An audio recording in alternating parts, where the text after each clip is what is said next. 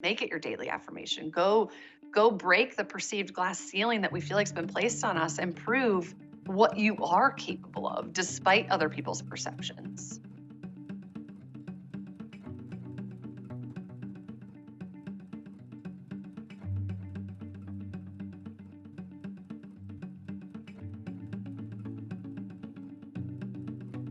It was really hard for me after my injury to go into a society where I felt as if I didn't fit, or I felt as if I was just on the receiving end of anyone's thoughts, feelings, comments, or questions. And I had to deal with that on a daily basis and then go home and find a way to build my confidence as a woman. And I think that that's something that we can all learn when we stop giving credence to other people's perceptions of who we are and start honoring our journey for what it is. That's when we become limitless.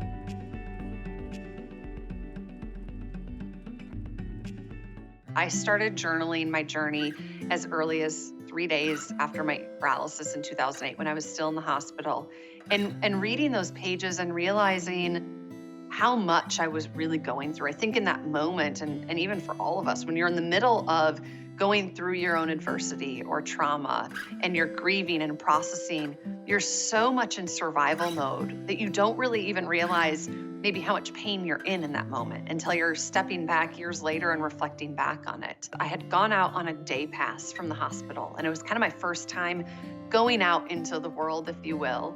And I went to the Mall of America with my dad and went to Nordstrom to buy a pair of shoes for physical therapy. And I was so excited to 18-year-old me, okay, we're gonna go feel normal for a day and I'm gonna get to go to the mall and go shopping with my dad. And when I was there, I felt so alone. I felt overexposed, but I felt completely unseen. Like people looked in my direction and saw my chair, but they didn't see me as a person. And I realized in that moment that I was not just now an individual living with a disability. I was not just now a woman with a spinal cord injury, but I was also going out into a society where everywhere I looked, I didn't see myself represented. And it was going to become hard to see a path forward because it's hard to become what you can't see.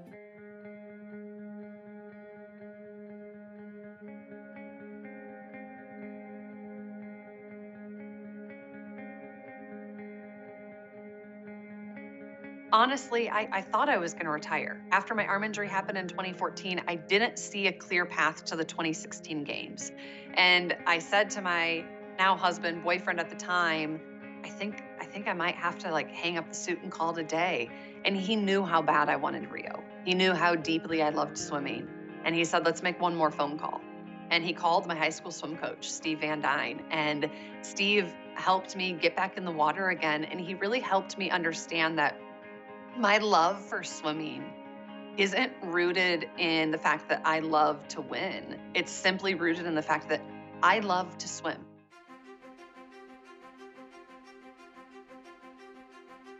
I really struggled with that, and finding that journal that I wrote that day when I went back to the hospital and just the emotions I had, I think that was the first time I really felt alone. And the first time I looked to a world around me where I didn't feel like I fit. And it was really empowering, though, to go back to that and realize that now here I am 13 years later and with Limitless and being pictured on the cover as a woman with a disability in a wheelchair, having that opportunity to every bookshelf that it sits on, hopefully be a beacon and maybe show a path forward for someone else that's feeling the same way I felt all those years ago.